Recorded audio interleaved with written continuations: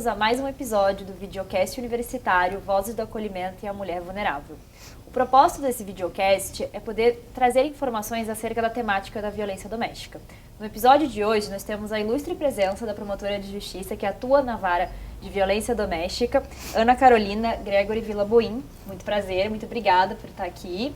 Prazer é meu, Clara. Muito honrada com o convite e espero atender às expectativas e para falar de um tema tão caro nos dias atuais.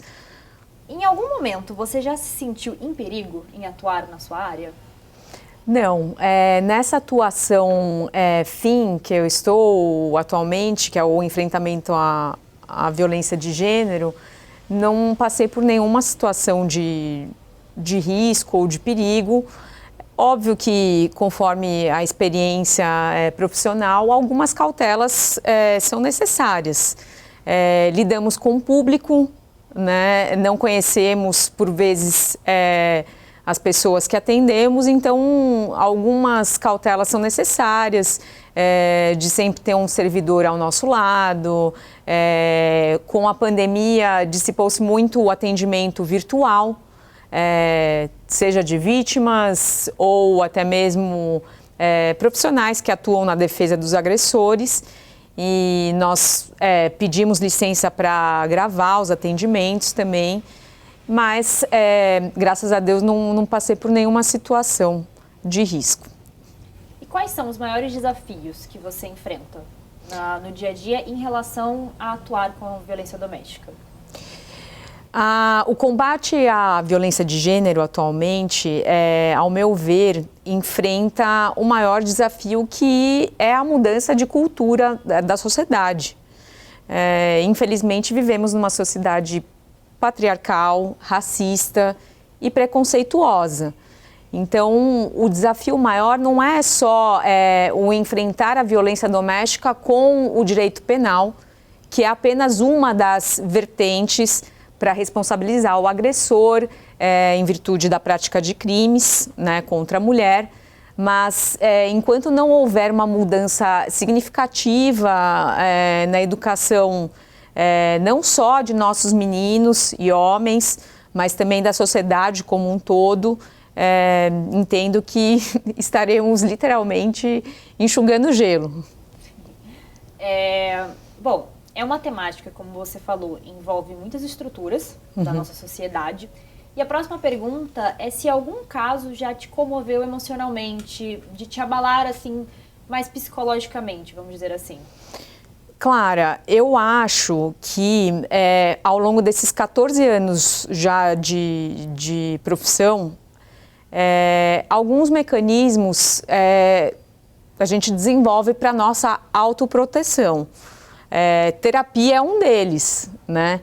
Então, para eu desempenhar um serviço bom para a sociedade, eu tenho que exercer esse autocuidado. Então, eu faço psicoterapia. E, respondendo agora a sua pergunta, acho que o dia que eu parar de me comover com os casos, alguma coisa vai estar muito errada, né? É óbvio que tem alguns que mexem mais conosco. Recentemente eu tive contato com uma menina que, quando era adolescente, começou a se relacionar com uma pessoa que trabalhava no colégio em que ela estudava. Iniciou-se um relacionamento afetivo quando ela ainda tinha 14 anos de idade. Ele já estava na casa dos seus 30 anos de idade, já tinha uma diferença de idade significativa ali. Até um momento que ela passou a residir com ele, descobriram um relacionamento amoroso, ele foi demitido do colégio e ele começou a explorar sexualmente aquela menina. Então ele fazia vídeos, vendia os vídeos de conteúdo erótico da menina e, por óbvio, foi um relacionamento muito abusivo que deixou sequelas que eu acho que vão perdurar pela vida toda dessa mulher, hoje em dia já mulher, né? Então, sim, quase que diariamente eu me comovo com os casos, mas a gente tem que estabelecer também uma distância para que a gente possa exercer o nosso papel ali social. Claro. Tem algum caso, alguma situação que você entendeu que você poderia ter feito mais pela vítima, mas por alguma limitação, seja pela própria lei, porque, enfim, nem sempre dá para atuar, porque tem que respeitar as regras do processo penal, ou até por uma dificuldade orçamentária do Estado, alguma situação nesse sentido que você poderia nos relatar? Antes de qualquer atuação, eu acho importante a gente ter a consciência que cada personagem do sistema de justiça que lida, seja com o enfrentamento à violência doméstica ou qualquer outro tipo de crime ou assunto, a nossa atuação é limitada. Seria muita pretensão da minha parte achar que eu conseguiria resolver os problemas enfrentados por aquela mulher que bate a promotoria, né? Te digo que, recentemente, uma limitação minha é o viés psicológico das consequências nefastas que crimes, por exemplo, contra a dignidade sexual, deixam marcas por toda uma vida, né, naquela vítima. O Ministério Público do Estado de São Paulo, hoje em dia, ele desenvolveu um convênio recente com a PUC, com a faculdade aqui de São Paulo, com a Faculdade de Psicologia da PUC. Então, eu consigo, hoje em dia, encaminhar vítimas para esse convênio, para que elas possam ter um acolhimento sob esse viés psicológico, que não é da minha seara, melhor, né? Então, hoje em dia, eu vejo que uma limitação que eu tenho na minha atuação seria essa, mas eu consigo encaminhá-la para um atendimento especializado. Interessante. E você tem observado resultado com essa iniciativa? As vítimas têm comentado, não sei se você chega a ter contato de novo com a vítima depois de passar por esse atendimento. Tenho.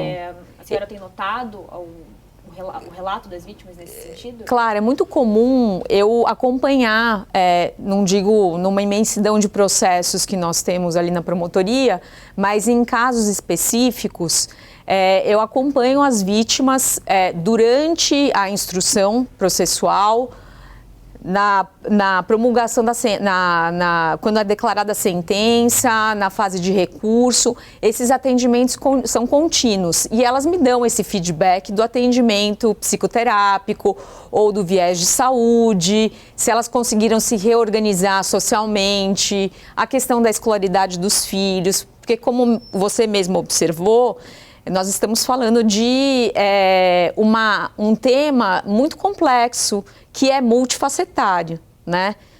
Mais uma vez, não é só o direito penal que resolve. Então, elas me dão esse retorno, se sentem muito fortalecidas, né, com esse atendimento da rede mesmo, né?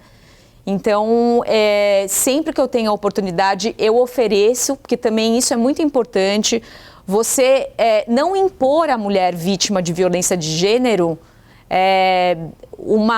você tem que pedir medida protetiva, você tem que sair de casa, você tem que romper o relacionamento, mas você tem que ofertar as ferramentas para que ela sim construa o caminho de sair daquele ciclo de violência, né?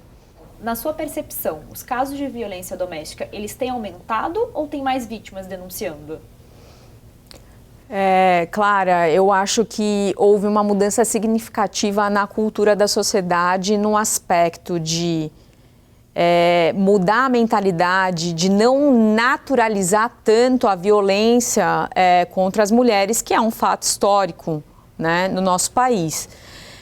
Então, por um lado, eu acho que as subnotificações, elas reduziram, né? As pessoas estão denunciando mais os casos de violências contra as mulheres, as próprias mulheres estão se fortalecendo e noticiando e rompendo esse silêncio, mas não se pode negar que houve um aumento significativo. A pandemia foi um exemplo disso. No começo da pandemia, houve uma queda nas notificações de violência. Comprovação de que o agressor está dentro do lar na sua esmagadora maioria. E aí a mulher não conseguia ter acesso e notificar essas violências. Mas eu acho que, é certeza que há um aumento significativo, em que pese tenhamos uma das legislações mais brilhantes de enfrentamento. É a terceira legislação no mundo todo mais combativa, né, de proteção contra a violência intrafamiliar, mas estamos combatendo mal, porque os números continuam aumentando. Um reflexo disso também que eu percebo é que quanto mais as mulheres se fortalecem, quanto mais elas têm voz, é quase que uma consequência o aumento da violência. Porque tem um grupo de agressores e de pessoas que não querem que elas tenham essa fala, né? Então, sim. Bom, uma das grandes questões para uma mulher conseguir denunciar, seja de violência doméstica, um crime contra a dignidade sexual, é toda a carga do patriarcado, como você mesmo já pontuou no início, que inibe que muitas delas acabam fazendo esse tipo de denúncia. Uhum. O que você acha que nós, como sociedade, no sentido geral, poderíamos estar fazendo justamente para poder dar mais voz a essas mulheres, cada vez mais poder difundir o conhecimento acerca do que é uma violência doméstica, do que é um crime de estupro, por exemplo? Esse espaço, isso que nós duas estamos fazendo hoje, é um espaço riquíssimo. Divulgar a informação, propiciar a essa mulher ferramentas para que ela consiga buscar a rede de atendimento, seja no território dela, na unidade básica de saúde, seja em centros de referência de atendimento à mulher. Informação.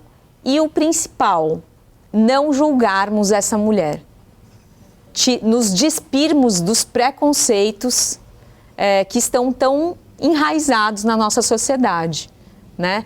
A mulher vítima de violência, ela se sente culpada, ela tem vergonha do que a sociedade e a família vão pensar dela ao denunciar o seu agressor. É uma série de sentimentos, fora o risco dela ser revitimizada pelas autoridades nas quais ela busca ajuda. Porque isso é uma realidade, Clara. Nós, profissionais da área, precisamos nos capacitar para atender de maneira adequada essa mulher, justamente para dar um acolhimento a essa mulher, para que ela se fortaleça e não seja novamente vítima de uma violência agora institucional por ter relatado o seu agressor. Perfeito. Bom, aproveitando essa parte de informação, acho que é muito importante a gente falar sobre o ciclo da violência. Sim. Que eu acho que esse é um dos maiores fatores que inibem tantas mulheres de denunciar e que as fazem ser tão desacreditadas. Então, você pode retratar um pouco, se você puder dar um exemplo de alguma mulher que acabou retratando algum tipo de denúncia, alguma coisa nesse sentido, justamente para poder exemplificar para os telespectadores quando a gente fala de violência doméstica, que não é tão simples como um crime contra o patrimônio, por exemplo. A primeira pessoa que falou de ciclo de violência, que nós escutamos muito quando se trata de violência doméstica, foi uma psicóloga norte-americana, Lenore Walker. Ela que retratou no que consiste o ciclo de violência num relacionamento abusivo. Basicamente, se nós imaginarmos um círculo, tem 3 fases. A fase do aumento da tensão, então o agressor começa a ficar nervoso, discute com a mulher, com a companheira ou com a namorada, até essa explosão eclodir numa agressão física, verbal, patrimonial, sexual. E depois o agressor se mostra arrependido, que seria a chamada fase da lua de mel. Então é a fase das falsas promessas de melhora, do eu te amo, isso nunca mais vai acontecer, do dar flores, dar bombom. E a mulher acredita naquela promessa de melhora e quando se vê novamente está dentro do mesmo círculo, ele torna a ficar nervoso, seja porque bebeu, seja porque é machista, eclode na agressão física, depois ele faz promessas de melhora. E assim a mulher fica nesse ciclo de violência que é demorado e é muito difícil de ser rompido. Perfeito. Bom, quando a gente fala sobre o ciclo da violência, como você mesma falou, tem a fase de lua de mel e muitas mulheres acabam acreditando numa eventual melhora do parceiro, do agressor, enfim. E aí entra naquele ponto de, se continua com ele é porque gosta de apanhar. Mas não é bem assim, a gente sabe. Então eu queria que você falasse um pouco mais sobre os cenários de dependência que a mulher acaba entrando, seja dependência emocional, seja dependência financeira. O que você vê na sua atuação a respeito disso e por que algumas mulheres acabam voltando para esse ciclo? Várias justificativas existem para que ela não consiga sair daquele círculo vicioso, sim. Dependência afetiva, questão dos filhos, né? Dependência financeira, né? Por isso que a mulher precisa se organizar. O Estado tem que fornecer ferramentas para que essa mulher se empodere no aspecto de ter para onde levar esses filhos, de ter a sua autonomia financeira, a escolaridade dos filhos, como eu havia dito, né? Então, tudo isso tem que ser levado em consideração, né? Agora, é um processo muito particular e muito pessoal de cada uma. Cada uma tem a sua trajetória. E como eu disse, Clara, é importante elas construírem o caminho, né? Elas serem respeitadas também em sua individualidade, né?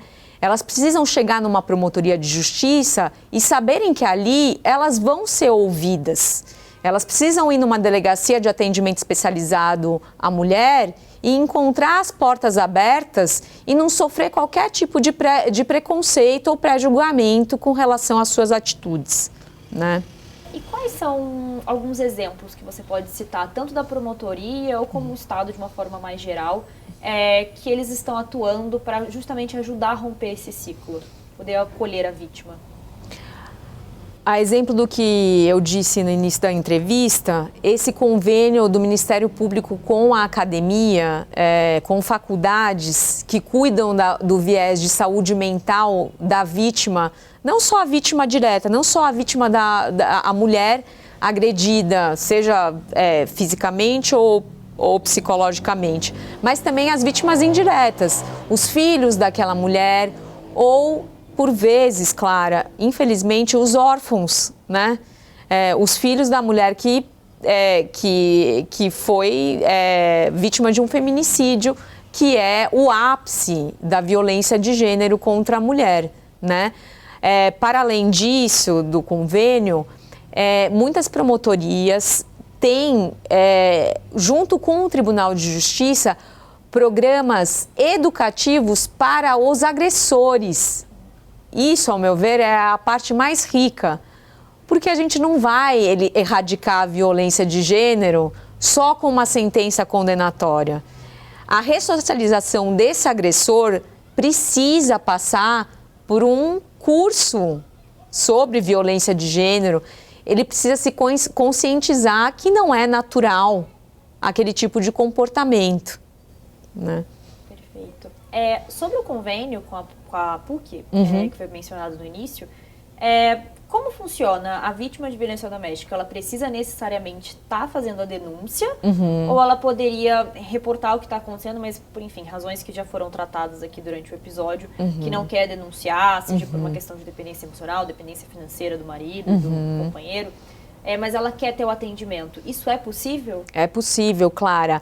A gente não, quando nós falamos de vítima, a vítima não precisa estar formalizada e figurando ali no polo passivo de uma ação penal ou de um boletim de ocorrência. Porque, como eu disse, até ela chegar ao relato às autoridades da violência que ela sofreu, um longo caminho é percorrido e precisa ser construído, né? Aí entra o papel da rede de atendimento, seja na unidade básica de saúde do território em que ela mora, seja no centro de referência de assistência social ali da moradia dela. As promotorias estão de portas abertas e conseguem fazer esses encaminhamentos, assim como os centros de referência. É importante a população saber que faz parte da atribuição de qualquer promotor de justiça o atendimento ao público. E, consequentemente, os encaminhamentos necessários são feitos para outras unidades da rede de atendimento. Então, a unidade básica de saúde do território dessa mulher também é um local em que ela pode procurar ajuda, a Defensoria Pública, os Centros de Referência de Assistência Social, CRAS, o CREAS, Centros de Referência Especializados, as delegacias, se elas não quiserem formalizar as delegacias, elas podem também procurar os centros de referência de atendimento à mulher, que estão pulverizados pela cidade de São Paulo. E aproveitando, falando de centros de referência, é importante que se difunda que aqui na cidade de São Paulo existe um equipamento chamado Casa da Mulher Brasileira, que nada mais é que uma política pública que foi instaurada, né, que ali agrupam vários serviços de atendimento à mulher. Então, no mesmo espaço físico, Clara, tem delegacia de atendimento à mulher, tem serviço psicossocial, atendimento psicológico e de serviço social, abrigo temporário. Por vezes, essas mulheres com os filhos precisam ser abrigadas de maneira emergencial. Tem promotoria de justiça, defensoria pública, poder judiciário para ela pedir medidas protetivas. Também programas de capacitação para fomentar essa autonomia financeira da mulher, para ajudar ela a sair desse ciclo de violência. Então, a informação é a ferramenta melhor que a gente pode usar para difundir esses mecanismos de combate à violência de gênero. Que interessante, muito obrigada. Bom, tem diversos avanços que o Estado tem melhorado, como foi citado, mas na sua percepção, qual você acha que ainda é uma falha do Estado e como isso pode ser corrigido? Combate à violência de gênero, ao meu ver, a minha opinião, se faz com duas coisas: investimento público, né, e, consequentemente, políticas públicas, né? Então, é muito importante que os investimentos, os aportes feitos pelo Estado brasileiro nesse tema, que é o combate à violência de gênero, seja feito de uma maneira especializada e, principalmente, separada de outros temas. Não estou minimizando a importância de temas como violência contra crianças e adolescentes, contra idosos, mas é muito importante que seja uma questão separada essa do enfrentamento à violência contra as mulheres, né? Então, a falha que eu percebo hoje em dia é que mais políticas públicas precisam ser implementadas. Só que a gente sabe também da limitação do orçamento público. E, para tanto, nada impede que, tal qual foi feito um convênio com faculdades para atendimento dessas mulheres, o poder público faça parcerias com entidades privadas. Isso existe, mas elas precisam ser proliferadas, essas iniciativas, né? Bom, no segundo episódio do videocast foi tratado a respeito do violentômetro, que fala justamente sobre como essa violência vai escalonando. Nem sempre toda violência ela já começa com uma violência física, e muitas pessoas acabam minimizando a violência emocional, a violência moral, como se fosse uma coisa mais simples, de não foi por querer. É muito mais fácil a gente conseguir identificar um olho roxo. Mas você pode falar um pouco sobre isso, sobre a experiência que você tem com as vítimas? Se o primeiro ato de violência que elas retrataram foram de fato uma violência física, ou se teve alguma coisa que aconteceu antes? A experiência nos diz que vai num crescente, que nem você mencionou, do termômetro, do violentômetro, né? Então, por vezes, observações com relações à vestimenta daquela mulher, comportamentos nitidamente que demonstram o machismo daquele homem, aquela relação de poder do homem sobre a mulher, né? Então, a própria lei Maria da Penha, ela menciona 5 espécies de violência de gênero.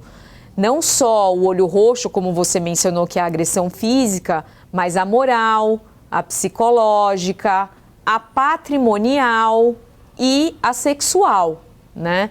Então, esses comportamentos, eles vão num crescente até, às vezes, eclodir no pior deles, que é a morte da mulher, o feminicídio, né? Então, as mulheres nos relatam que elas começam a perceber comportamentos inoportunos daquele homem, vão tolerando, por vezes, por questões, como nós já dissemos, de família, da sociedade, da dependência afetiva dela com aquele homem, até elas chegarem numa dimensão maior, né? Que não necessariamente, Clara, perfeita a sua observação, violência contra a mulher não é só o olho roxo, né? Tem casos de violência psicológica que são tão graves quanto socos, né? E a título de informação, tudo isso pode ser denunciado num juizado, numa delegacia, enfim, qualquer outro meio para ter esses atendimentos que já foram mencionados, certo? Vários caminhos podem ser utilizados por essas mulheres que desejam romper esse silêncio, né? Nós temos o Disque 180, né? Direitos Humanos. A mulher, ela não precisa se identificar, ou a pessoa, o noticiante não precisa se identificar, é assegurado o anonimato. No site do Ministério Público também tem essa possibilidade de fazer uma notícia de um crime, né? Boletim de ocorrência online, Clara, muito importante. Essa é uma ferramenta que é muito utilizada, né?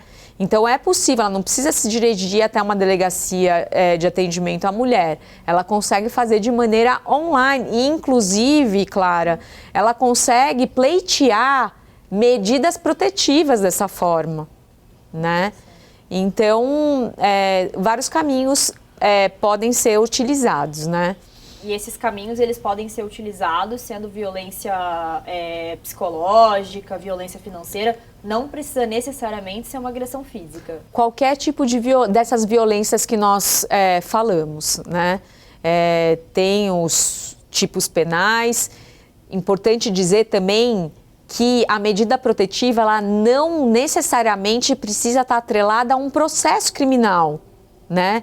Já se decidiu isso, elas são autônomas. Então, a mulher, ela pode simplesmente pedir a medida protetiva e não querer dar seguimento a um processo criminal, óbvio, se aquele crime, assim, depender da vontade dela, né? Então, a medida protetiva é um mecanismo que foi um avanço muito importante que a Lei Maria da Penha trouxe para as mulheres brasileiras. Então, a título de informação, você poderia citar como exemplo quando você fala, porque se esse crime depender da vontade dela, o Ministério Público pode não ofertar uma denúncia, por exemplo. Você pode citar quais são esses tipos de crime? Determinados tipos de crime ainda dependem da vontade da vítima para que se comece um processo contra aquele agressor. Recentemente, o pacote antifeminicídio, que trouxe mudanças significativas para a legislação brasileira, aumentando a pena do feminicídio, trouxe uma mudança também com relação a esse assunto que você me questionou. A ameaça, Clara, antigamente, até um mês, ela dependia da vontade da vítima para que o cara fosse processado, o agressor fosse processado. Hoje em dia, não mais. Se a mulher vítima de uma ameaça registra os fatos, noticia essa ameaça feita pelo seu ex-companheiro ou pelo atual marido, não depende mais da vontade dela, ele vai, obviamente, se tiver elementos, ser processado e responder penalmente, portanto. Perfeito. Bom, para encerrar, qual a mensagem que você deixaria para as vítimas que podem estar nos assistindo agora? Além dos meios que elas podem buscar de amparo, seja assistência psicológica, a própria assistência da promotoria, qual mensagem você deixaria? Que se fortaleçam. Não sei se esse tipo de fortalecimento que vocês vão encontrar vai ser, como eu disse, numa amiga, numa mãe, numa assistente social que visita a sua casa, mas que saibam que quando vocês decidirem e se fortalecerem, de romper esse silêncio, que vocês têm vários espaços em que vocês serão devidamente acolhidas. Essa é a mensagem que eu deixo para essas mulheres. E lembrando que vocês não são culpadas pelo que vocês estão passando e isso não define vocês. Essa fase que vocês estão passando não define vocês. Perfeito. Nina, mais uma vez, muito obrigada por ter aceitado o convite. Muito obrigada pela sua ilustre aula aqui, tendo todas essas informações que são de extrema relevância. E bom, antes de acabar o episódio, é importante a gente agradecer quem está proporcionando isso aqui. O programa de pós-graduação de Direito Político e Econômico da Universidade Presbiteriana Mackenzie. Esse projeto ele é fruto de um projeto de extensão, que é o videocast A Mulher Vulnerável, vinculado à linha de pesquisa de cidadania da nossa universidade. Também quem participa aqui proporciona tanto espaço físico quanto a própria gravação é a Escola de Magistrados da Justiça Federal da Terceira Região e também a Unidade de Monitoramento e Fiscalização de Direitos Humanos, também do Tribunal Regional Federal da Terceira Região. Então, muito obrigada e até o próximo episódio.